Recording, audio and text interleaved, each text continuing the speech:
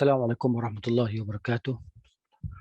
إن الحمد لله نحمده ونستعينه ونستهديه ونستغفره ونعوذ بالله من شرور أنفسنا وسيئات أعمالنا. من يهده الله فلا مضل له ومن يضلل فلا هادي له. أشهد أن لا إله إلا الله وحده لا شريك له، وأشهد أن محمدا عبده ورسوله صلى الله عليه وعلى آله وصحبه أجمعين. رب اشرح لي صدري ويسر لي أمري واحلل عقدة من لساني يفقهوا قولي. Alhamdulillah, syukur kehadirat Allah Azza wa Jalla. Pada pagi ini kita bertemu lagi bagi memulakan siri bacaan sebuah buku yang bertajuk Dosa-dosa yang dipandang remeh, yang dikarang pengarang asalnya Syekh Muhammad bin Saleh Al-Munajjid. Ni Syekh Saleh ni kalau kita kenal, kalau kita buka Islam QA kan, Islam QA ataupun Islam Web. Maksudnya Islam QA kot, saya mudah confuse lah. Mana dia yang pengelola di situ lah, musyrif kan. Dia yang musyrif website tu ataupun laman sesawang tu.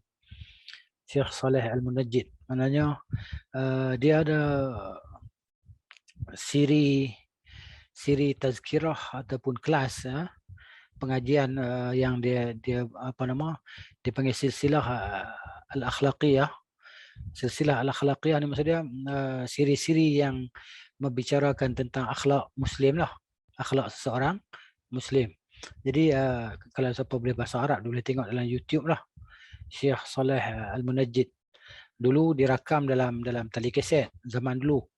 Sekarang dah tali kaset dah tak laku, tak guna dah. Mungkin ada orang simpan lagi dan saya pun masih dah simpan lagi tali kaset tu. Sekarang dah di-upload ke internet lah. Jadi kalau siapa type Syekh Muhammad bin Saleh Al-Munajjid, maknanya dia akan keluar lah. Dia ni di antara anak murid Syekh Abdul Aziz bin Abdullah bin Baz rahimahullahu ta'ala. Jadi tajuk dia dosa-dosa yang dipandang remeh. Jadi kita dah selesai pada minggu lepas baca 2 minggu lepas baca kitab hadis Riyadhus Shalihin yang saya ingat saya mula baca tahun 2005 kan, macam tu kah? 2005 lebih kurang macam tu lah. Lepas tu cuti sampai 2010, cuti 4 tahun sampai 2014, 2015 start balik kan. Jadi sampailah 2021 ni bulan 7, maknanya 2 minggu yang lepas kita dah khatam bacaan kitab hadis Riyadhus Shalihin. Alhamdulillah, allazi bi ni'matihi tatimmus shalihat. Dan kita mohon kepada Allah Subhanahu wa taala supaya Allah Taala terima segala amalan soleh kita dan dijadikan ilmu yang kita ambil, yang kita baca, yang kita dengar itu sebagai ilmu yang bermanfaat, ya, yang kita boleh jadikan dia sebagai bekalan kita untuk menghadapi ataupun bertemu dengan Allah Subhanahu wa taala di hari akhirat. Semoga Allah Subhanahu wa taala menerima amalan soleh kita berkenaan dengan menuntut ilmu untuk menghilangkan kejahilan dan untuk mendapatkan darjat di sisi Allah Subhanahu wa taala, darjat yang tinggi sebagaimana Allah Subhanahu wa taala berfirman, yarfa'illahu alladhina amanu minkum walladhina utul ilma darajat. Allah mengangkat darjat orang-orang yang beriman di kalangan kamu dan orang-orang yang diberikan kepada mereka ilmu pengetahuan diangkat kepada mereka beberapa darjat. Jadi maknanya darjat orang yang berilmu ni tinggilah di sisi Allah Subhanahu wa taala setelah mereka beriman kepada Allah. Jadi kalau mereka tidak beriman kepada Allah tetapi mereka berilmu, itu dia panggil ilmu la yanfa', ilmu yang tidak memberi manfaat, ilmu yang tidak boleh menyelamatkan ahlinya daripada kemurkaan Allah, daripada terjun ke dalam neraka Jahannam. Jadi maknanya ilmu ni sepatutnya fungsi dia adalah sebagai penyelamat ataupun benteng pendinding daripada siksaan Allah Subhanahu wa taala. Itu sepatutnya lah, kan?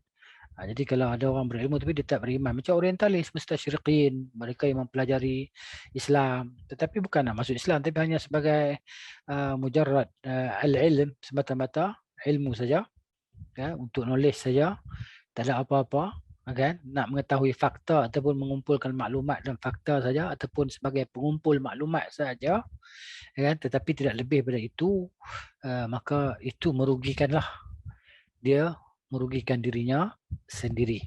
Jadi yang sepatutnya, yang sebenarnya ilmu selepas kita ni maknanya disertai dengan iman lah.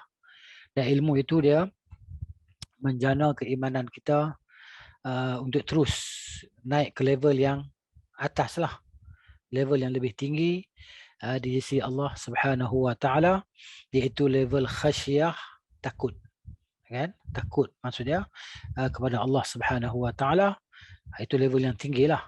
Innama yakhshallaha min ibadihi al-ulama'u, hanya saja yang takutkan Allah Taala daripada kalangan hamba-hambanya adalah orang yang berilmu. Okay? Al-ulama, ulama mereka yang berilmu lah. Lagi banyak kita belajar, lagi luas dalam ilmu yang kita pelajari, maka lagilah kita ni takut kepada Allah Subhanahu Wa Taala. Kerana dengan ilmu lah kita boleh mengenal Allah. Apabila kita kenal Allah dengan sebenar-benar kenal, maka kita tak beranilah nak melanggar segala larangan Tuhan, kan? Kalau kita melanggar pun maknanya dengan sebab kejahatan, kesilapan kita, kan, kekalahan kita dengan nafsu, tewasnya kita dengan tuntutan nafsu, maka kita segera boleh kembali bertaubat kepada Allah Subhanahu Wa Taala, kan? Jadi macam itulah, kan, sebagaimana yang saya ada dengar ceramah Syekh Abu Ishaq Al-Huwaini Al-Musri hafizahullah, dia cerita berkenaan dengan satu hadis, satu kisah yang diriwayatkan oleh Ibnu Abi Shaybah rahimahullah dalam kitab musannafnya, riwayat dengan sanad yang sahih kata Syekh sampai kepada Abu Musa Al-Ash'ari radhiyallahu anhu. Abu Musa Al-Ash'ari radhiyallahu anhu ketika dia sakit, sakit matilah, sakit apa?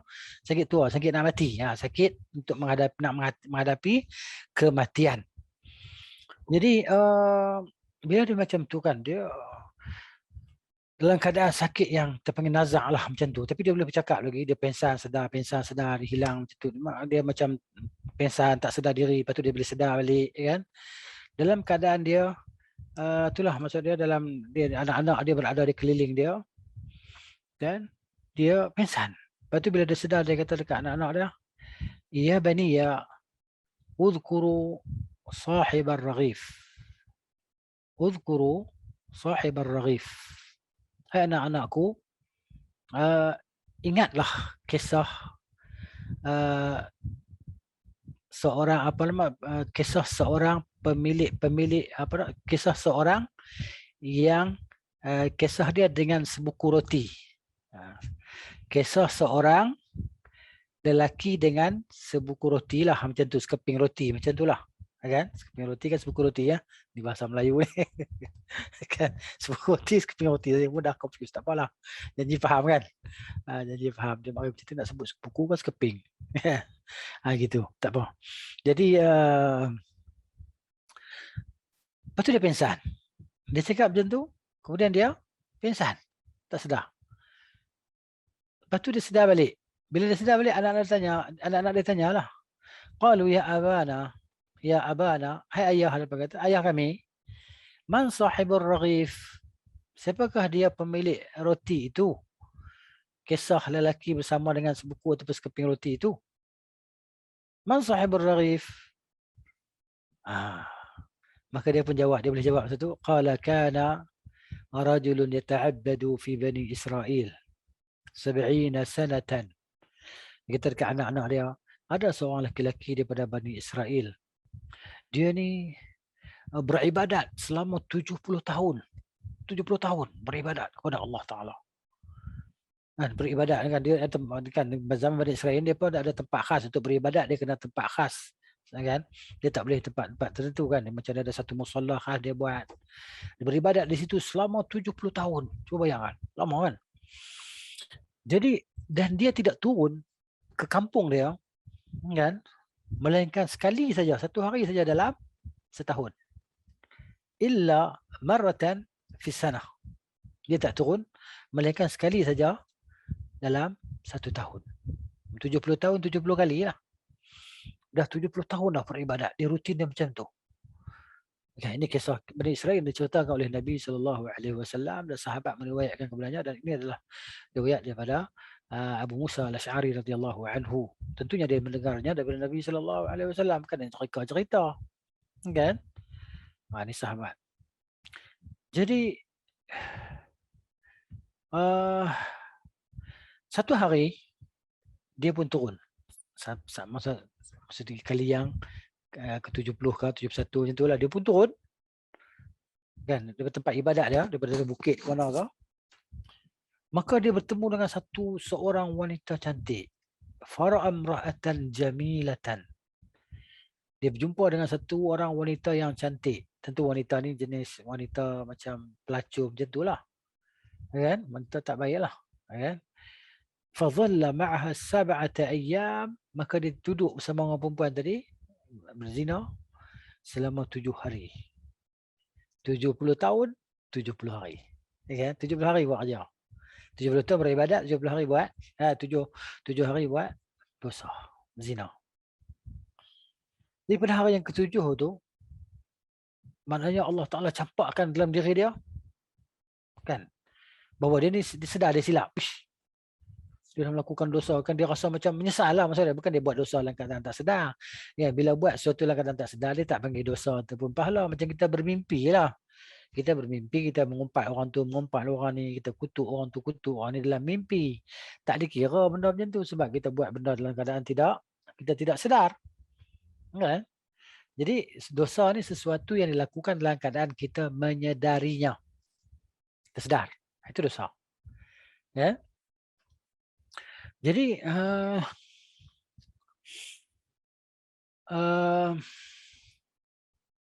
dah 7 hari itu dia Allah Ta'ala campakkan ke dalam hati dia kesedaran. Maka bila dia sedar, okay, dia tahu dosa yang dia buat tadi, maka dia berasa duka cita yang amat sangat. Kan? Maka disembamkan, dia sembamkan wajah dia ke bumi, dia sujud. Allah, bertaubat kepada Allah Ta'ala, istighfar, menyesal. Dia sembamkan wajahnya ke tanah, kan? Sembamkan maksud dia jatuhkan wajah ke tanah, dia sujud. Kan? Menyesal, bertaubat kepada Allah. Ya. Dan dia tidak melangkah satu langkah pun, melainkan dia akan sujud kepada Allah. Dia tidak melangkah satu langkah, melainkan dia akan sujud kepada Allah Ta'ala. Allah. Jadi, kenapa? Kerana taubatlah. Kerana taubat daripada, dia nak bertaubat daripada perbuatan dosa zina dia selama 7 hari tadi. Taubat kepada Allah Ta'ala. Maka begitulah keadaan dia akan selangkah sujud, selangkah sujud, selangkah sujud. Dia berjalan, jalan sehinggalah dia sampai di satu tempat. Dia melihat ada 12 orang miskin. Kelompok orang miskin, ada 12 orang duduk di situ tempat tu kan. Orang miskin kan, tunggu orang bagi makanan lah, tunggu orang jamu makanan. Jadi, dan di situ dia ni dalam keadaan penat, letih lah, jalan, maka dia apa? Bila tengok ada orang berkumpul, 12 orang miskin duduk berkumpul tu, dia pun rebahkan diri dia kat situ lah. Duduk di situ. Duduk sekali dengan dia pun tadi. Yang 12 orang tadi. Itulah dalam keadaan keletihan dan kelaparan. Keletihan dan kelaparan. Ya? Jadi,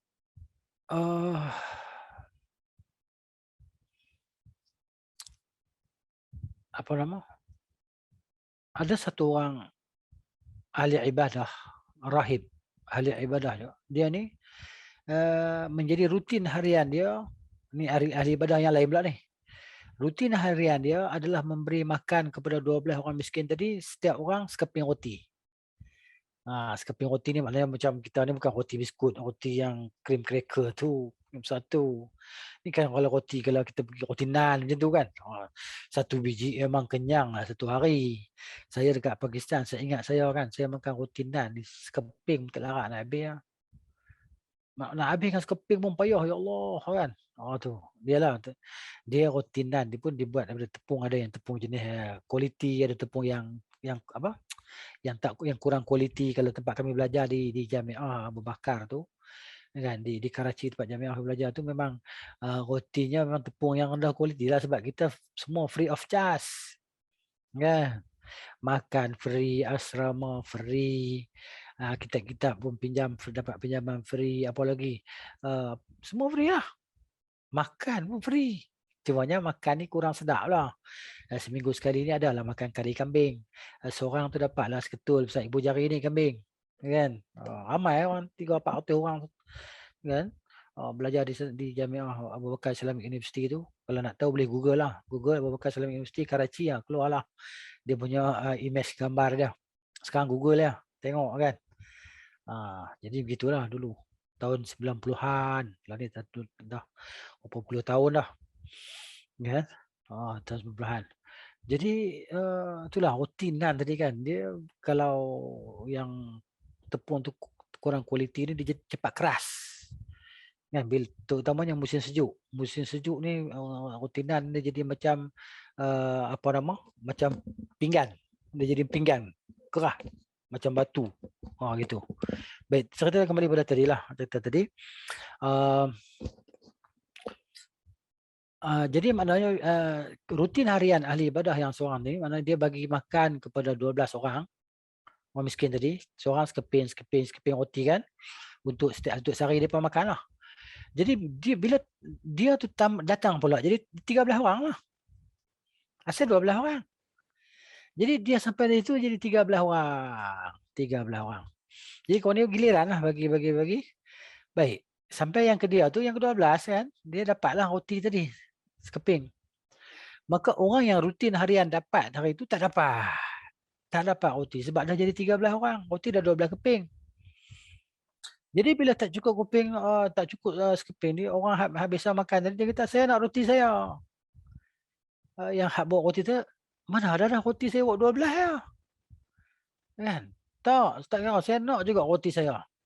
Maknanya yang tuan punya roti ni, dia pun macam rasa geram, macam rasa panas hati lah, macam tu lah. Tak apa, aku tak akan bagi roti pada kau. Satu hari ni kau tak dapat roti. Dia marah dekat orang yang minta tadi kan. Jadi orang yang rahib yang tadi yang mari duduk di situ, dia dapat lah. Dia pun dapat sekeping. Dia orang yang 13 tu. Tapi dia dapat rezeki dia. Sekeping yang orang biasa dapat, tak dapat. Sekeping lagi. Jadi lepas tu tuan punya orang yang bagi roti tadi, dia kata, siapakah di antara kalian yang ada ambil 2 keping roti? Semua orang kata tak, semua ambil sekeping. Jadi kawan tu nak juga, saya nak roti saya. Nak roti saya. Ya. Jadi yang rahib tadi dia kata, hari ni saya okey, kalau hari ni awak tak payah makan ni. Maksud dia nak marah dekat orang yang minta sangat tadi kan. Dia tak ada nak buat macam mana. Nak juga, hari ni tak payah makan. Jadi yang datang tadi, yang rahib yang awal yang beribadah selama 70 tahun tu, dia pun kan, maknanya campakkan roti dia tadi kepada orang yang nak tadi. Maka dia tak makan sekeping roti. Ya. Dicampakkan. Bagi. Kemudian pada malam tu, rahib tadi yang membagi-bagi roti tadi meninggal. Bila meninggal, orang ni bermimpi. Dia bermimpi, rahib ni kata apa? 70 tahun ibadat ya, dengan 7 hari. Maksudnya habis pahala dengan perbuatan dosa selama 7 hari. Subhanallahilazim. Mana timbang pahala yang 70 tahun dengan dosa yang 7 hari. Dosa. Berat dosa yang 7 hari tadi. Pahala yang 70 tahun tu ringan. Lepas tu pula 7 hari dosa dengan sedekah sekeping roti, berat pahala sedekah sekeping roti. La ilaha illallah. Ini cerita dia. Ini cerita. Okay? Dosa. Nah, bersesuaian dengan tajuk apa yang kita baca hari ini macam itulah. Kan? Dosa ibadat yang begitu banyak pun kita buat dosa kan, tapi dosa dia buat zina dosa besar lah. Tapi nak cerita kat kita bahawa jangan kita meremehkan sama ada amalan kebajikan walaupun sebesar zarah, walaupun kecil, walaupun 1 sen, 10 sen, kan? Dan jangan kita remehkan dosa itu walaupun dosa kecil saja. Tak tahu kan? Jadi ini pengajaran dan peringatan untuk kita lah. Semoga Allah Subhanahu Wa Taala campakkan kepada kita ilham ataupun dia panggil perasaan untuk jaga diri daripada melakukan dosa. Dan doa yang diajar oleh Nabi sallallahu alaihi wasallam, kita ni selalu lupa nak bacakan. Allahumma alhimni rusydi. Allahumma alhimni rusydi. Ya Allah, ilhamkanlah kepada aku petunjukku. Jadi petunjuk untukku lah maksud dia. Ya Allah, kita minta supaya Allah Taala berikan kepada kita ilham petunjuk ni setiap masalah, sebab kita ni kan terdedah kepada berbagai ancaman dosa kan, terutamanya di zaman yang kita kata yang tidak bersempadan ini, ya. Macam-macam dosa kita yang terdedah padanya, dosa perkataan, dosa telinga, dosa mata dan sebagainya. Jadi memang patutlah kita ni jangan tinggal doa tu kan. Tapi itulah dia maknanya kan, kita ni manusia yang lupa. Kita minta Allah Taala sentiasa ingatkan kita dengan doa inilah. Allahumma alhimni rusydi wa a'izni min syarri nafsi. Allahumma, ya Allah, alhimni, ilhamkanlah kepadaku rusydi, Rashid. Ada sahabat kita nama Rashid kan? Rashad, Irsyad, ya, Arsyad. Ini dia. Jadi petunjukku, asal mana Rashid ni orang yang bijaksana, yang yang mendapat petunjuk kan. Khulafa ar-Rashidin, para khalifah yang mendapat petunjuk. Itu maksud dia. Ni ada sahabat tulis, Ummu Naimah tulis, alhamdulillah jazakillahu khairan, Allahumma alhimni rusydi wa a'izni min syarri nafsi. Okey, itu doa dia. Kan? Boleh salin. Dan ada pun dalam kitab Hisnul Muslim kan. Ada itu kita boleh hafal. Ini doa-doa ni kita nampak macam pendek, tapi itulah dia kita panggil dia punya power dia kan. Allah Taala jadikan doa itu sebagai sebab untuk diberikan kepada kita apa yang kita hajati. Tidak ada hajat yang lebih besar kita kepada Allah Taala melainkan Allah selamatkan kita dalam kehidupan dunia dan juga kehidupan yang selepas dunia inilah, kan? Jadi begitu. Nampak macam kita kena doa lah selalu kepada Allah Subhanahu Wa Taala kan. Jadi kegelinciran kita itu minta diampunkan oleh Allah Taala. Baik. Ditimbang 7 dosa yang besar 7 hari tadi dengan sekeping roti, maka beratlah pahala. Sedekah sekeping roti, maka Allah selamatkan dia lah, Allah ampunkan dosa dia. Jadi begitu. Jadi kita berbaik sangka dengan Allah Subhanahu Wa Taala bahawa Allah Ghafurun, Allah Rahimun, Allah Latifun bi'ibadihi, ya, Dzu fadlin, ya, yarhamu man yasha wa yu'adzibu man yasha. Jadi kita faham yang tu, kan? Itu cerita dia. Itulah banyaklah doa-doa yang diajar oleh Nabi sallallahu alaihi wasallam supaya doa itu jadi benteng kita daripada melakukan dosa dan maksiat. Di antaranya doa yang Nabi baca pada lagi, Allahumma qsim lana min khasyiatika ma yahulu bainana wa baina ma'asika.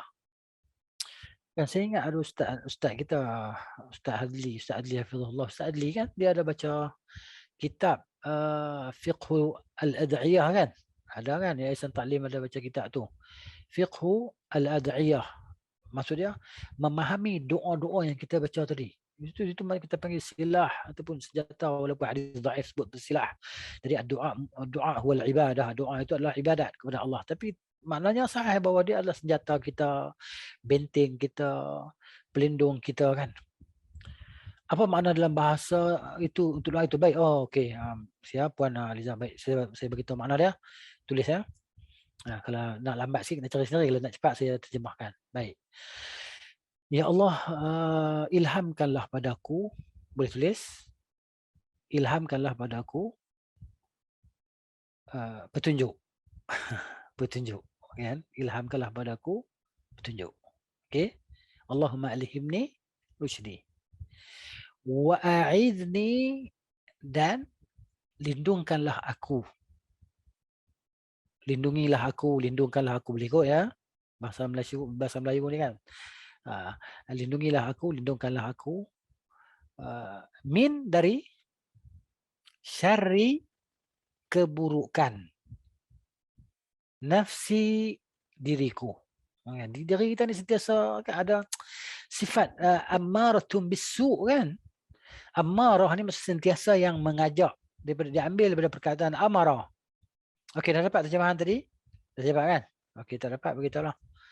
Ya Allah, ilhamkanlah padaku petunjuk dan lindungilah aku daripada kejahatan diriku. Pendek ya. Tu. Jadi maknanya diri kita ni, nafsu, dinamakan an-nafsu, nafs, jiwa itu, diri itu, dia disertai padanya keburukan, kejahatan. Dan yang membantunya apa dia? Syaitan. Syaitan adalah pembantu bagi nafsu tadi, bagi jiwa tadi. Sebab tu Imra'ah Yusuf, wanita yang menggoda Yusuf alaihissalam kan, ibu angkat dia lah. Ibu angkat dia kan. Dia goda Nabi Yusuf. Nanti lama, nanti bila dia dah insaf kan. Bila dia dah insaf, semua Nabi Yusuf dah keluar pada penjara apa semua. Kan? Memang dia mengakulah. Kan? La ubarri'u nafsi. Aku tidak nak cerita kata diri aku ni bagus. Aku tidak nak menyelamatkan diri aku. La ubarri'u nafsi. Aku tidak melepaskan diri aku. Inna nafsa la ammaratum bisu'. Sesungguhnya nafsu itu ammarah. Ammarah ni diambil daripada perkataan dia, dasar dia apa dia? Amara, suruh, perintah. Suruh ataupun perintah. Jadi ammarah, dia punya timbangan dia, wazan dia, fa'alah. Sirah mubalaghah. Lafaz yang bersangatan ataupun lafaz yang maknanya amat. Jadi nafsu itu amat menyuruh kepada asu', kepada keburukan. Nafsu kita ni macam tu kan. Jadi kalau kita dipertunggangkan oleh nafsu kita, maka rugilah kita. Kita ni jadi teruk, bahkan lebih teruk daripada haiwan. Bukan sama level dengan haiwan dah. Teruk lagi daripada haiwan. Kerana haiwan ni mereka ni berzikir, memuji, bertasbih kepada Allah Ta'ala dengan bahasa yang kita tak faham. Kan? Jadi manusia ni bila dia jadi macam tu, teruk dia, jahat dia lebih teruk daripada haiwan. Itu cerita dia kan. Baik. Ni hari ni mukaddimah saja cerita kita kan. Sebenarnya kita nak baca buku ni. Kan? Buku ni page dia buku ni. Kan? Gitu. Jadi itulah dia penting kan. Saya nak ulangi kepentingan kita ni sentiasa bergantung dengan Allah Subhanahu Wa Taala. Kerana apa? Kerana kita tak memiliki apa-apa. Hatta diri kita pun bukan milik kita. Diri kita adalah milik Allah Subhanahu Wa Taala. Jadi kita mintalah kepada Tuhan kita yang memiliki kita supaya dia jaga kita, supaya kita ni selamat dunia dan akhirat, supaya dia pilih kita. Dia pilih kita supaya kita tergolong di kalangan mereka yang selamat ataupun berada dalam golongan yang selamat di dunia dan juga di akhirat, dijauhkan daripada siksa kubur, daripada fitnah kehidupan, fitnah kematian, jauh daripada azab kubur, jauh daripada azab api neraka Jahannam. Kita sentiasa berdoa kan, sebagaimana diajar oleh Nabi SAW, doa sebelum kita salam tu kan. Ini doa. Hidup kita ni sepatutnya, hidup kita semestinya dipenuhi dengan doa. Sebab tu saya suka sangat, seronok sangat kalau ada Ustaz Adli dia baca kitab tu kan, Fiqhu al-Ad'iyah tu sangat penting tu. Kalau habis boleh diulang lagi kitab tu bagus kan. Habis diulang kita supaya apa? Supaya kita ni terus dapat kita dapat menyerap dia punya ruh dia, kan? Sebab dengan doa lah kita ni akan ada kekuatan jiwa, kan? Jadi segala penyakit-penyakit jiwa, depression dan sebagainya tu tak ada lah untuk orang beriman. Sebenarnya istilah tu dalam diri orang beriman tak ada benda-benda macam tu, kan? Tekanan jiwa, sakit jiwa tak ada sepatutnya. Tapi itulah kawan saya dia pergi ke ward orang sakit jiwa, dia tengok yang dalam tu bukan orang biasa-biasa ni, educatednya orang. Ada yang lawyer, yang apa semua, yang yalah, yang orang kata yang berpelajaran, kita panggil yang orang-orang akademik lah. Tekanan jiwa kan. Sampai dia cerita ada satu orang Chinese, dia kata, you tahu kak, saya kan, saya tunggu masa untuk kahwin dengan anak Sultan Johor ni. Dia dah jadi macam sewil. Tapi bukan orang yang biasa ni, orang yang kata-kata akademik, yang ada latar belakang belajar ni kan. Macam tu. Jadi orang beriman sepatutnya tak ada istilah tu. Kan?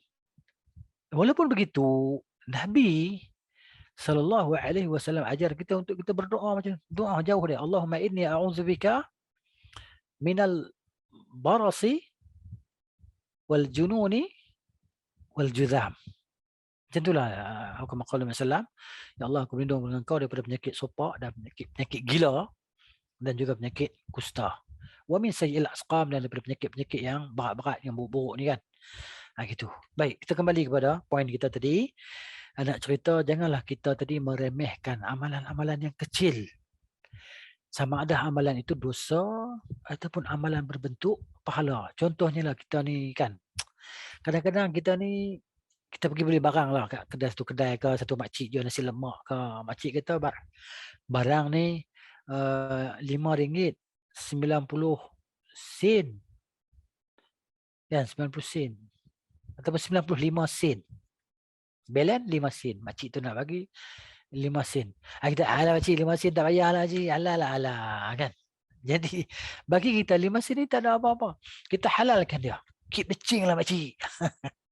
Oh, kau 5 sen baru keep the change. Kalau RM5, tinggi mata. Mata tu beliau. Dia tunggu makcik tu bagi balance RM5.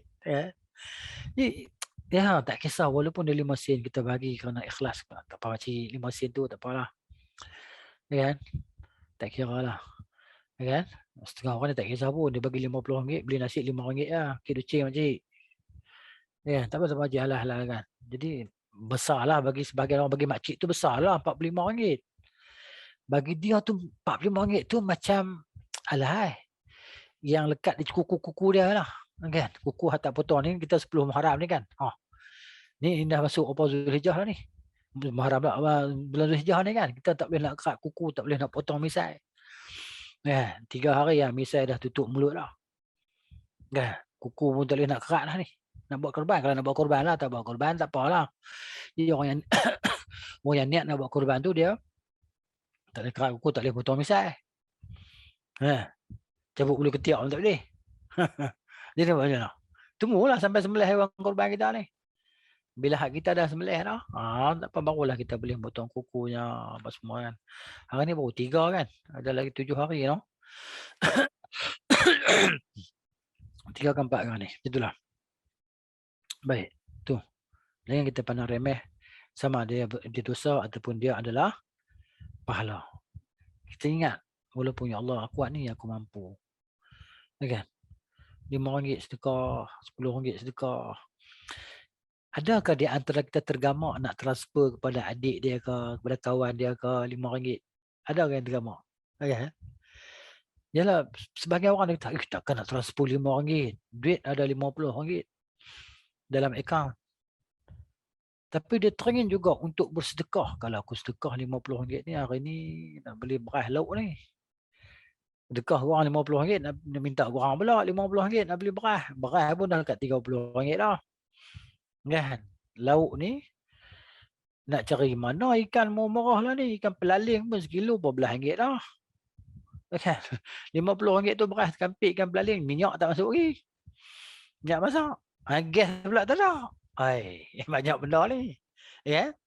Jadi kalau aku transfer RM5 ni, kurang lah. Lagi satu. Tapi takkan nak transfer RM5. Lagi dia tengok siapa. Siap ada dia tahu siapa transfer duit tu kan. Nama naik tu. sekian-sekian nombor. RM apa? 5.00. 5.00. RM5 boleh transfer kat aku. Jangan kita yang bagi ke orang ni kita rasa remeh benda tu, kita boleh bagi, kita bagi je. Kan kita ada ramai orang kita nak bagi tapi duit kita dah 100 je. Kita bagilah seorang RM5 ke seorang RM10 ke. Dia nak kata apa terpulang balik dia, tapi kita bagi, kita kenapa? Kerana kita niat nak pahala tadi. Mungkin dengan sebab RM5 ataupun 50 sen. Jadi benda tu dia jadi asbab bagi kita untuk dapat keampunan daripada Allah Taala macam orang tadi. Keping roti ada nilai ke? Untuk makan orang roti tak ada kuah pula tu cicah. Kan? Roti tak ada kuah, roti gigit makan bagi orang tanpa minum air bagi rasa ada benda dalam perut dia. Jadi jangan kita pandang remeh perkara-perkara macam tu. Ya. Itulah kisah kan, sebab ada hadis yang disebut oleh Nabi sallallahu alaihi wasallam. Nabi kata iyyakum wa muhaqqaratiz dzunub. Ya. Hendaklah kamu semua berhati-hati, berjaga-jaga daripada melakukan dosa-dosa kecil, dosa-dosa yang kita kata alah dosa tak apa, sikit je, kan? فإن مثل قوم مثل ذلك كمثل قوم أرادوا أن ينضجوا خبزتهم. Jadi jangan kamu pandang remeh dengan dosa-dosa yang kecil ini.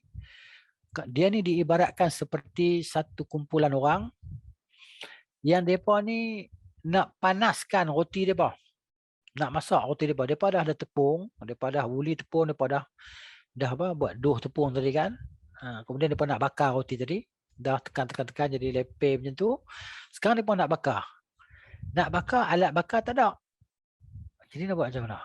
Jadi setiap orang daripada depa pergi ambil satu ranting kayu, kan? Jadi maknanya bila dah banyak tadi ranting kayu ni berkumpul, maka depa pun bakarlah. Bakar berkumpul. Jadi api pun besarlah. Jadi api besar maka semua orang boleh bakar roti masing-masing di situ. Ya kan? Jadi begitulah dia dengan dosa-dosa kecil ni. Bila dia berhimpun, dia akan membinasakan kita lah. Ya Allah. Betapa banyak dosa-dosa kita kan yang kita sedar dan kita tak sedar. Dan Allah Ta'ala mengampunkan segala dosa. Itulah dia kan. Jadi kita pun tak tahu bahawa mati itu bila nak mari.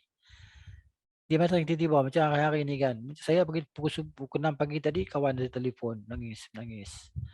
Oh, dia kata mak saya dah tak ada, meninggal COVID. Sebab COVID malam tadi. Mak dia pukul 6 pagi tadi mak dia meninggal. Innalillahi wa inna ilaihi raji'un. Allahumma ighfir laha. Jadi itulah kematian ni kan, kita tahu. Saya kata dia macam itulah kita ni kan. Macam itulah kita ni, sama ada dia pergi dulu ataupun kita pergi dulu.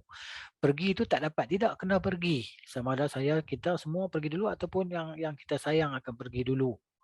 Kematian itu diibaratkan seperti bonggol di atas jalan raya kampung tu kan, ada bam kan, ada bam.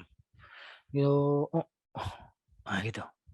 Tu kematian macam tu lah, mati. Ada balik kehidupan, tapi kehidupan selepas kematian tu kita tak tahulah macam mana. Kan, ni kehidupan. Ni kematian, kehidupan. Hidup yang kedua tu tak tahulah hidup macam mana di alam barzakh ni kan. Hanya Allah Taala yang tahu kaifiat dia macam mana. Sebab Allah Taala yang menciptanya. Kita tak tahu lah kaifiat macam mana. Tapi itulah dia, kematian itu adalah sempadan bagi alam yang lain. Hidupnya macam mana? Hanya Allah yang Maha mengetahui.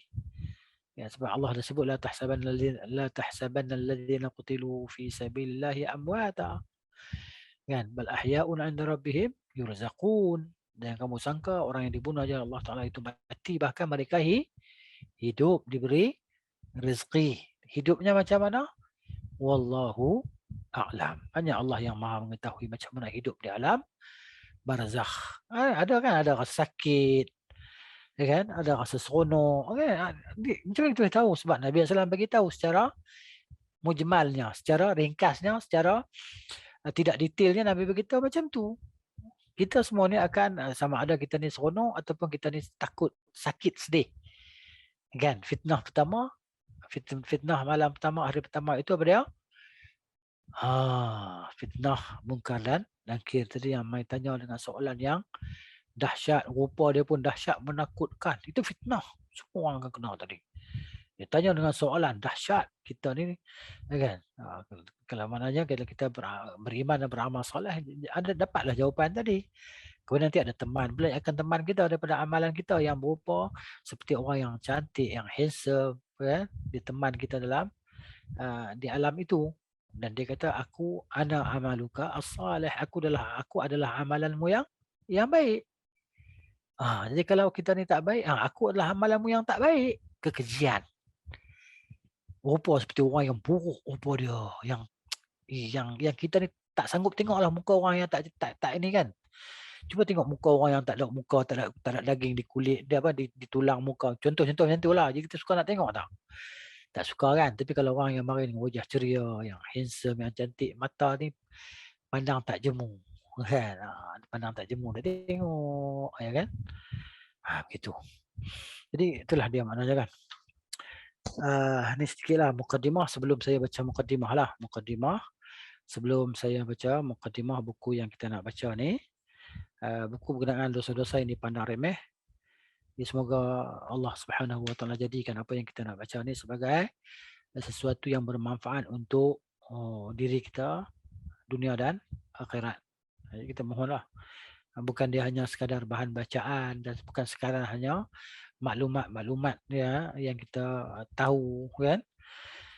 Tapi dia merupakan seperti kita panggil ubat ataupun Panadol ke kan untuk menyelamatkan, untuk menghilangkan demam-demam di badan kita, sakit-sakit jiwa kita kan.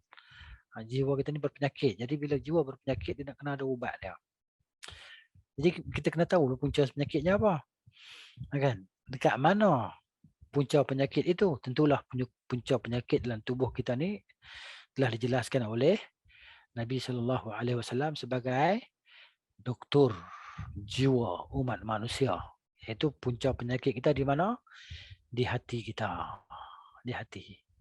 Hati ini adalah raja. Anggota badan adalah tentera. Hati adalah raja, anggota badan adalah tentera. Dia akan melakukan suruhan raja. Tentera akan melaksanakan suruhan raja. Raja suruh buat ni dia akan buat. Raja suruh buat tu dia akan buat. Jadi kalau raja ni jahat, maka tentera ni akan jadi jahat juga. Kalau raja ni soleh, maka tentera ni jadi soleh juga. Jadi maknanya begitu kan. Jadi macam mana kita nak bagi suplemen pada raja ni supaya jiwa dia jadi baik, supaya raja ni jadi soleh. Di suplemen dia inilah dia di antara dia, kan? Inilah nak menyegarkan dia dengan wahyu Allah Taala tadi yang menghidupkan hati sebagaimana hujan menghidupkan bumi. Wa anzalna minas sama'i ma'an. Kami turunkan air ni ke bumi tadi kan. Untuk apa? Untuk menyegarkan bumi.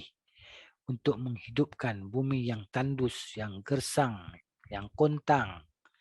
Kan? Lalu ihtazzat warabat. Bumi tadi pun dia jadi subur, gembur balik kan. Gebu balik untuk menumbuhkan tanaman yang dapat diambil manfaat oleh kita dan juga oleh orang lain. Begitu. Baik, kalau ada siapa-siapa ada buku dia boleh kita tengok di sini. Tapi saya rasa dalam buku macam ni boleh download daripada internet, tapi dalam bahasa Arab lah. Kan? Bahasa Melayunya kena belilah. Tidak penterjemah ni letih-letih penat-penat kan. Dia tentu nak hasil dia juga.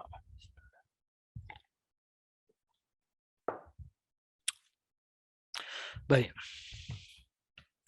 Jadi mukadimah dia kata bismillahirrahmanirrahim. Innal hamdalillah نحمده ونستعينه ونستهديه ونستغفره ونعوذ بالله من شرور أنفسنا ومن سيئات أعمالنا من يهده الله فلا مضل له ومن يضلل فلا هادي له أشهد أن لا إله إلا الله وحده لا شريك له أشهد أن محمدا عبده ورسوله. Ini khutbatul hajah. Sunnah kami kita ketika nak memulakan ucapan ke apakah kan, kita boleh mulakan dengan bacaan yang macam inilah. Jadi kita sungguhnya Allah telah memfardukan di kita beberapa kewajipan yang tidak boleh diabaikan, menetapkan hukum yang tidak boleh dijangkau dan mengharamkan beberapa perkara yang tidak boleh dilanggar. Kenapa Allah Ta'ala mengharamkan beberapa perkara? Ada perkara yang Allah Ta'ala halalkan. Dan yang halal itu tidak terhitung banyaknya. Yang haram itu boleh dikira-kira. Kenapa Allah jadikan ada yang halal, ada yang haram? Linabluwakum ayyukum ahsanu amala. Kan? Maknanya Allah nak uji kita. Siapa yang terbaik di kalangan kita dalam amalannya. Yang betul-betul mentaati Allah Ta'ala. Yang yang ingkar terhadap Allah Ta'ala. Di situlah. Jadi Allah nak zahirkan waliya'lamas sadiqin, supaya Allah menzahirkan siapakah yang benar, siapakah yang dusta. Begitu. Dia perkara-perkara yang tidak boleh dilanggar. Sabda Rasulullah sallallahu alaihi wasallam, "Ma ahallallahu fi kitabihi fahuwa halalun." Apa yang Allah Taala halalkan dalam Al-Quran, kitabnya adalah halal. Apa yang Allah haramkan dalam Al-Quran maka dia adalah haram. Wa ma sakata anhu fahuwa afiyatun. Apa yang Allah tak kata, Allah tak sebut, itu adalah kemaafan. Maksudnya boleh kita menggunakannya ataupun mengambilnya. Faqbalu minallahil afiyah, maka ambillah pemberian kelonggaran yang Allah berikan kepada kamu. Fa inna Allah lam yakun nasiyan. Allah tidak pernah lupa. Allah tidak pernah lupa. Thumma tala hadhil ayah wa ma kana rabbuka nasiya. Kemudian Nabi SAW membaca ayat ini, dan tidaklah Tuhanmu pelupa. Allah Taala diam sebab apa? Allah nak beri kelonggaran kepada kita. Kemudian kata Syekh di sini, sebenarnya perkara-perkara yang telah diharamkan oleh Allah merupakan ketentuan-ketentuan yang telah ditetapkan olehnya sendiri. Ya, Allah Ta'ala yang menetapkan segala yang haram. Dan Allah yang menetapkan. Jadi Nabi SAW ni hanya fungsi dia menyampaikan apa yang diperintahkan oleh Allah. Ya Allah kata, tilka hududullah fala taqrabuha. Demikianlah batasan-batasan, had-had yang Allah telah tetapkan, jangan kamu menghampirinya. Perkataan taqrabuha ni mana perkataan al-qurbu, qaruba mana dekat, iqtirab. Fala iqtirab, maka tiada boleh mendekatkan diri tadi. Maksudnya kalau dekat pun tak boleh, maknanya buat lagi tak boleh lah. Itu balaghah al-Quran kan? Balaghah al-Quran macam tu. Allah kata jangan dekat. Bila Allah kata jangan dekat, buat boleh lah. Kalau dekat pun tak boleh, apatah lagi nak buat. Itu maksud dia. Jadi peringatan Al-Quran ni maksudnya begitu mendalam. Kita faham, dekat tak boleh, buat lagi tak boleh. Baik. Fala taqrabuha. Itulah dia, maknanya nafsu ni macam tu. Nafsu ni dia nak buat. Dia nak buat ya apa yang Tuhan larang. Tuhan suruh ni tak apa nak buat sangat. Ataupun tak nak buat. Jadi begitu. Sebab itulah syurga ni kan. Syurga ni Allah Subhanahu wa ta'ala ketika Allah Ta'ala mencipta syurga, dalam hadis yang sahih lah. Allah panggil Jibril alaihissalam. Kan. Mana Allah cipta syurga dan isi syurga tadi. Allah suruh Jibril pergi tengok. Jibril tengok. Maka dia kata kat Tuhan, dia kata kat Allah Ta'ala. Dia kata kalau macam ni, tak ada manusia yang dengar pasal syurga, melainkan semua akan masuk syurga. Semua akan masuk syurga. Maka Allah perintahkan supaya syurga itu dikelilingi dengan perkara-perkara yang tak disenangi oleh nafsu. Kan? Keinginan nafsu tadi tak boleh kita laksanakan. Maksudnya kalau kita buat, kita kan keliling dia macam tu, syurga tadi. Kita nak kena ada sabar. Sabar tadi maknanya pemecah bagi benteng-benteng tadi untuk masuk ke dalam syurga. Sabar tadi. Jadi Allah Jibril tengok, maka dia kata kepada Tuhan, kalau macam ni ialah syurga yang dikelilingi dengan perkara-perkara yang tidak menyenangkan. Kena solat, kena puasa, kena tutup aurat, kena jaga lidah, kena jaga kemaluan dan seterusnya. Bayar zakat, tunai haji. Jadi kena buat benda-benda yang kita rasa macam jiwa tak menyenanginya. Puasa contohnya kan. Tak boleh makan siang hari. Begitu. Jadi maknanya ini syurga dikelilingi dengan perkara-perkara yang macam ni. Nak buat. Nafsu tak senang dengan benda macam tu. Jibril kata kalau macam ni, syurga, aku takut tak ada seorang pun yang akan masuk syurga. Allah. Dia kata kalau macam ni aku takut seorang pun tak akan masuk syurga. Tapi itulah dia maknanya kan. Allah tadi, dia yang mencipta syurga, dia yang menciptakan ahlinya. Dan dia menciptakan neraka, dia yang menciptakan ahlinya. Dan setiap kita ni telah pun termaktub sama ada kita ni daripada ahli syurga ataupun ahli neraka. Allah masukkan hamba-hambanya dalam syurganya, hamba-hamba yang dikehendaki dalam syurganya dengan rahmat dan kasih sayang Allah Ta'ala yang melimpah-limpah. Kemudian Allah masukkan ahli neraka ke dalam neraka dengan keadilan Allah Ta'ala dan dengan hikmah yang Allah Ta'ala sahaja yang maha mengetahui. Pendek kata, kita semua ni dah diketahui tempatnya di mana. Cuma kita tak tahu. Kita tak tahu tempat kita di mana. Tapi Allah tahu dan Allah yang telah tetapkan kita ni nak kena ke mana. Ini para sahabat radhiyallahu ta'ala anhum bila dia dengar hadis yang macam ni, kan? Bahawa Allah telah ciptakan kita ni masing-masing ahli syurga dan ahli neraka dan di Lauhul Mahfuz kan. Jadi bila kita berada di rahim mak kita tadi kan, dia jadi apa masa kita jadi apa? Jadi janin kan. Dia panggil apa? Zygote ke embryo. Embryo tu sebelum tu kan. Macam itulah embryo kot. Jadi Allah perintahkan malaikat, satu malaikat yang diwakilkan untuk menulis tentang kita. Nah, tulis kita apa dah? Rezeki kita. Rezeki kita. Ajal kita bila nak mati. Kan? Bila habis rezeki matilah kita. Yang ketiganya, ni celaka atau bahagia. Ahli syurga ataupun ahli neraka. Jadilah hadis tersebut malaikat ni ketika dia nak tulis, kan, tentang janin itu, tentang kita tu, pasal kita dalam rahim mak kita. Dia tanya Allah Ta'ala macam mana nak tulis. Allah kata salin dekat Lauhul Mahfuz. Salin dekat Lauhul Mahfuz. Bahawa telah tertera di sana kita ni macam mana kan. Kalau macam tu pun kita tidak boleh berputus asa dan kita tidak boleh terlalu bergembira. Kita kena berada di tengah-tengah, di antara tengah-tengah iaitu khauf dan ar-raja'u. Harap dan takut. Kita kena ada dalam tu sempadan. Kita kena ada macam tu. Takut, harap, takut, harap. Sebab apa? Sebab orang yang begini dia tak tahu macam mana keadaan yang dia mendatang tadi kan. Keadaan dia mendatang macam mana dia tak tahu. Okey. Kemudian bila dia tak tahu, dia akan mengharapkan sesuatu kebaikan untuk dia di atas amalan yang pernah dikerjakan. Macam kita lah ambil SPM, nak tunggu result SPM. Kita dalam keadaan menunggu result SPM tu kita dah hampir tahu dah, kan?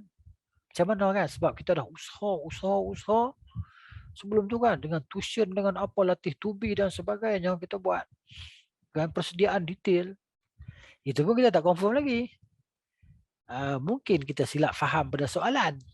Dan jawapan itu total salah. Mungkin. Ada kemungkinan. Sebab tu yang pandai macam mana pun dia masih lagi gelabah, risau. Macam mana? Bimbang. Dia tak happy pun dia tak happy. Dia macam takut-takut kan? Takut-takut lagi. Sehingga keluar keputusan SPM tu. Hore dia kata. Macam tu kan.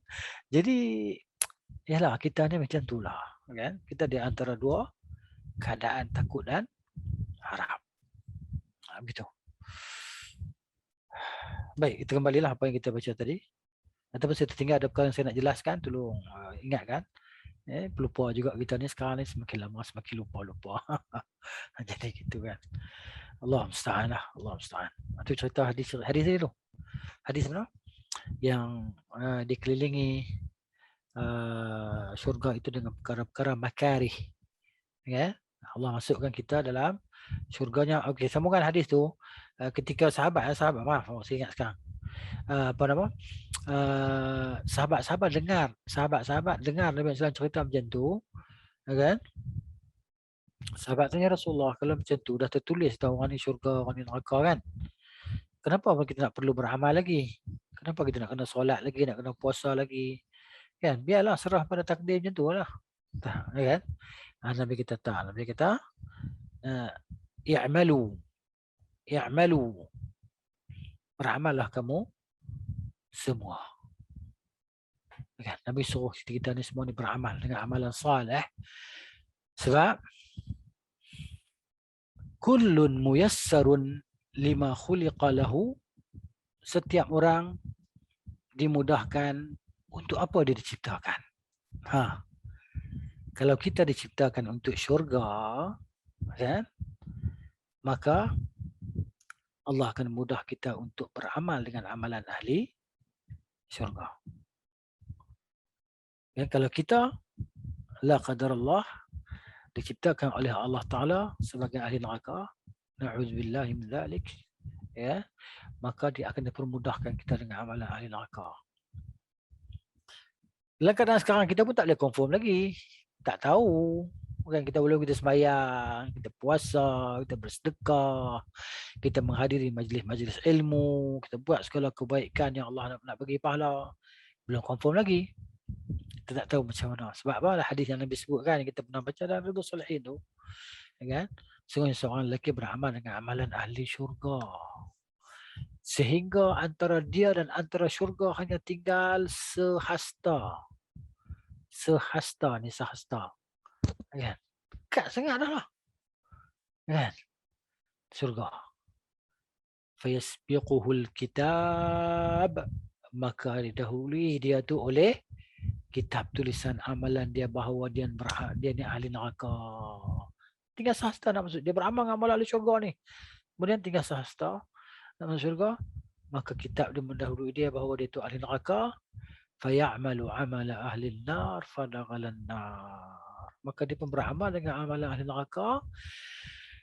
Lalu dia pun masuk neraka. Wallahiyazubillah.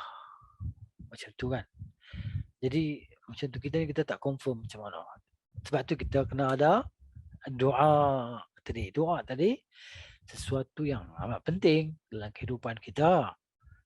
Kita minta pada Allah Ta'ala dengan rendah hati kita, dengan rendah diri kita, dengan kesungguhan kita.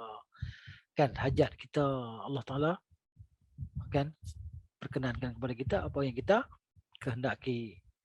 Rabbana atina fid dunya hasanah wa fil akhirati hasanah wa qina adzaban nar. Ini doa.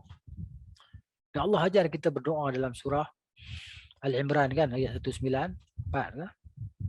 195, 193. Allah kata apa? Rabbana innana, Allah Ta'ala rakam dalam tu doa orang-orang beriman kan. Rabbana innana sami'na munadiyan yunadi lil iman an aminu bi rabbikum fa amanna. Tuhan kami, sesungguhnya kami telah mendengar suara yang menyeru. Hendaklah kamu semua beriman kepada Tuhan kamu. Lalu kami beriman, ya Allah. Lalu kami beriman dengan seruan itu. Beriman kepadamu. Fa'amanna. Rabbana faghfir lana dhunubana wa kaffir anna sayyiatina wa tawaffana ma'al abrar. Rabbana, Tuhan kami, ampunkanlah dosa kami dan bersihkanlah kami daripada segala kejahatan, dosa keburukan itu. Wa kaffir anna, cucikanlah kami daripada dosa-dosa keburukan itu. Sayyiatina wa tawaffana, dan matikanlah kami bersama dengan orang-orang yang baik. Ya? Rabbana wa atina ma wa'adtana ala rusulika wa la tukhzina yawmal qiyamah. Tuhan kami, wa atina, datangkanlah kepada kami, ma wa'adtana, apa yang kau telah janjikan kepada kami. Wa la tukhzina, janganlah engkau hinakan kami pada hari kebangkitan. Innaka, sesungguhnya engkau, la tukhliful mi'ad, tidak akan menyalahi janji. Ini doa daripada Al-Quran yang patut kita baca kan, kita ingat selalu, kita hafal. Jadi bila kita minta macam tu, Allah jawab. Allah jawab. Ayat 196, Allah kata fastajaba lahum rabbuhum, maka Tuhan mereka pun memperkenankan untuk mereka apa yang mereka minta.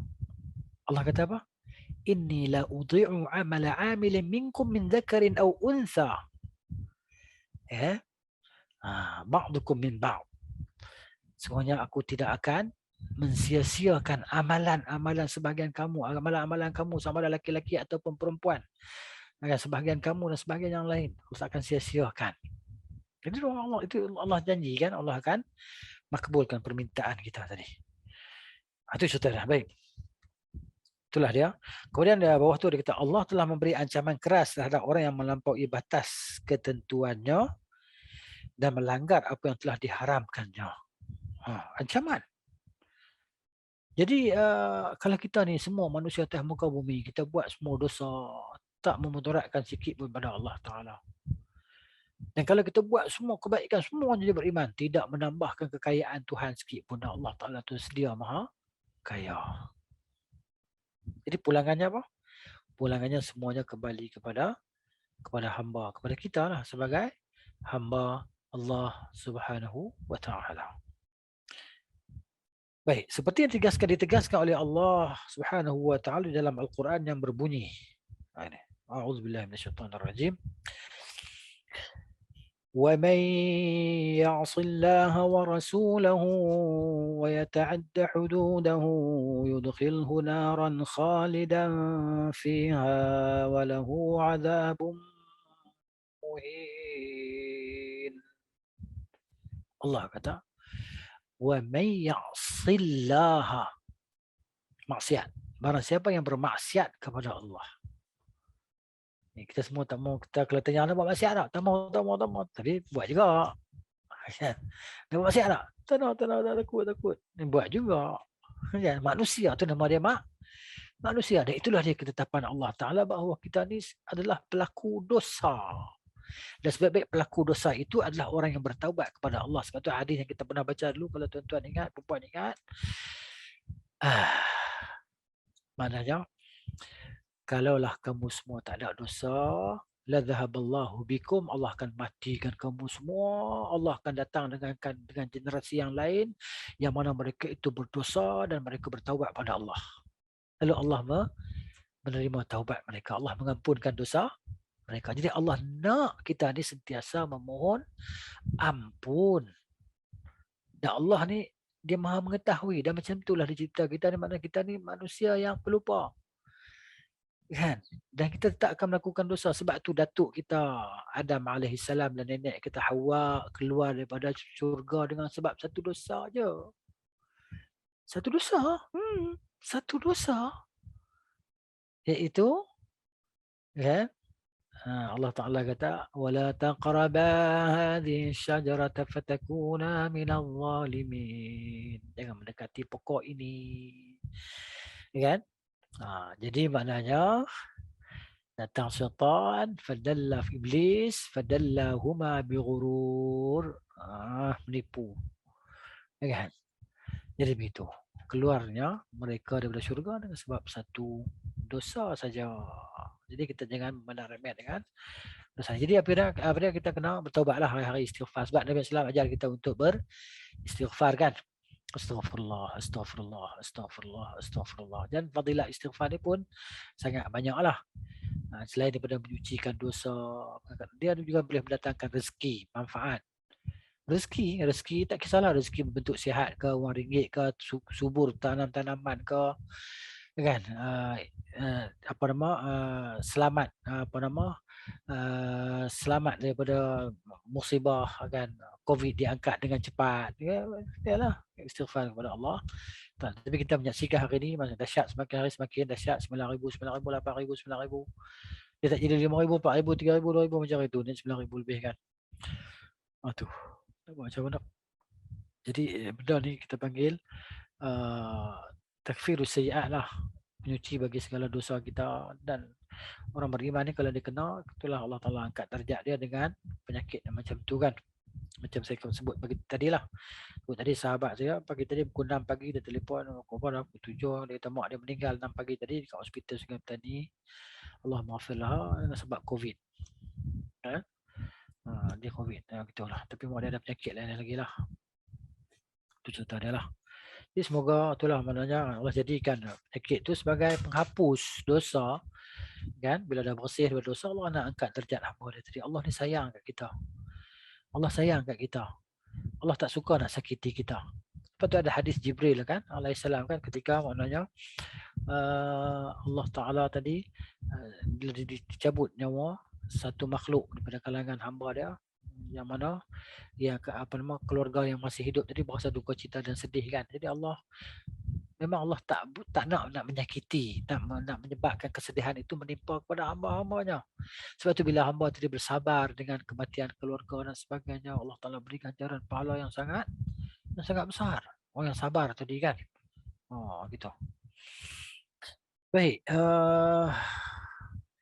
Para siapa yang derhaka maksiat pada Allah dan Rasulnya, derhaka pada Allah dan Rasulnya, wa ta'adda hududahu, dan dia melampaui dan dia melangkaui batasan Allah Ta'ala. Hudud ni perkataan plural jamak kepada perkataan had. Perasan tak? Perkataan had ni digunakan di atas jalan raya, atas highway. Perasan kan? Had laju 110 km sejam. Had. Jadi kita hanya dibenarkan untuk 110 saja. Jadi maknanya kat highway ni kamera dia ada tempat-tempat tertentu je, bukan sepanjang jalan ada kamera kan.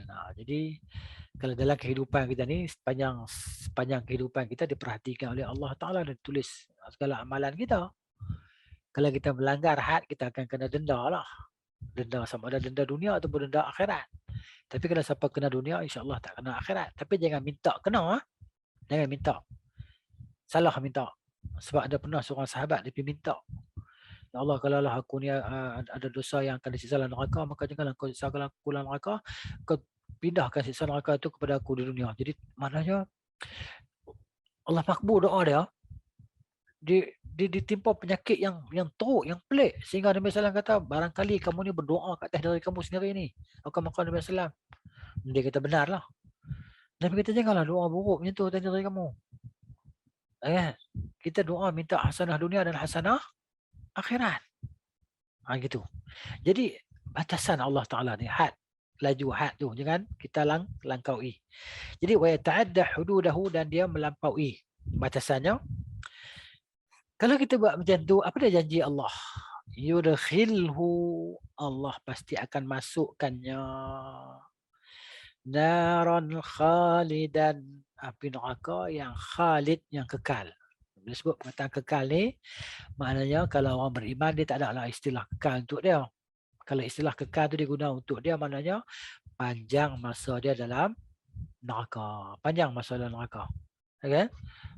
Jadi kalau dia beriman, nak tunjuk kata itu satu dosa besar. Satu dosa besar tadi. Naran khalidan. Dan dosa yang paling besar adalah syirik lah. Dosa yang paling besar adalah kesyirikan ataupun kufur kepada Allah Subhanahu wa ta'ala. Khalidan fiha, kekal dalamnya, kan?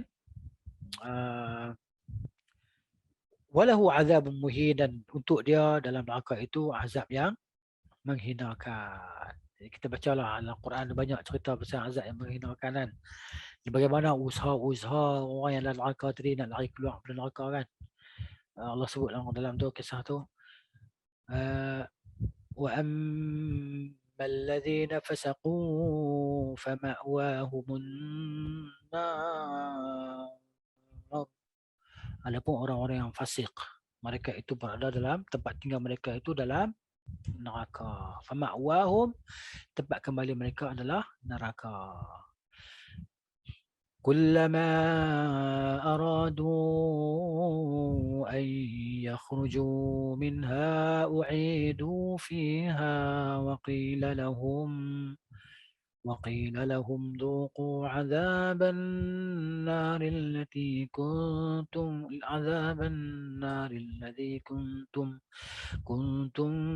bihi tukadzibun. Setiap kali mereka nak keluar, kullama aradu an yakhruju, setiap kali mereka nak keluar daripada neraka itu, berusaha nak keluar daripada neraka itu, u'idu fiha, maka dikembalikan mereka tadi ke dalam neraka. La ilaha illallah. Ya. Dan dikatakan kepada mereka, zuqu, rasailah, rasailah azab api neraka ini, siksaan neraka ini, allazi kuntum bihi tukadzibun, yang dulu kamu mendustakannya, kamu tak percaya, hari ni kamu rasa. وَلَنُذِيقَنَّهُمْ مِنَ الْعَذَابِ الْأَدْنَى دُونَ الْعَذَابِ الْأَكْبَرِ لَعَلَّهُمْ يَرْجِعُونَ. Ini cerita di dunia. Kami timpakan kepada mereka azab yang ringan. Itu kekalahan mereka dalam peperangan. Sebelum azab yang besar. Semoga mereka ni bertaubat kembali kepada Allah. Ini maksudnya siapa yang masih hidup lah. Kalau yang dah mati tu habislah. Tak boleh patah balik dah. Gitu. Baik. Bagi mereka azab yang menghinakan.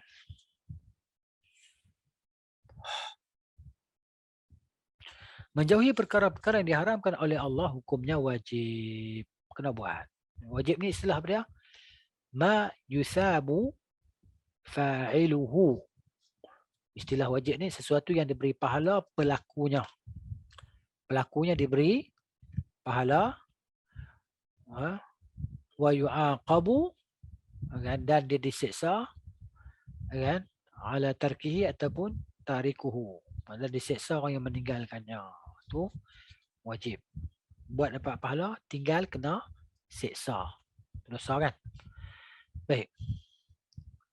Hal ini berdasarkan sabda Rasulullah sallallahu alaihi wasallam, "Wa ma nahaitukum anhu fajtanibuhu wa ma amartukum bi syai'ihi faf'alu minhu mastata'tum."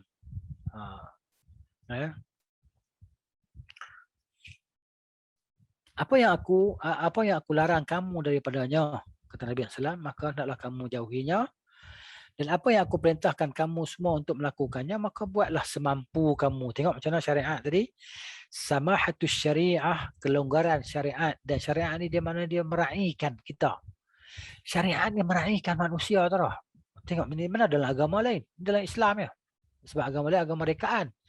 Jadi samahatus syariah, keringanan, kelonggaran diberikan oleh syariat ni, Nabi kata, fa'tu minhu faf'alu minhu mastata'tum, maka buatlah yang aku suruh tadi semampu kamu.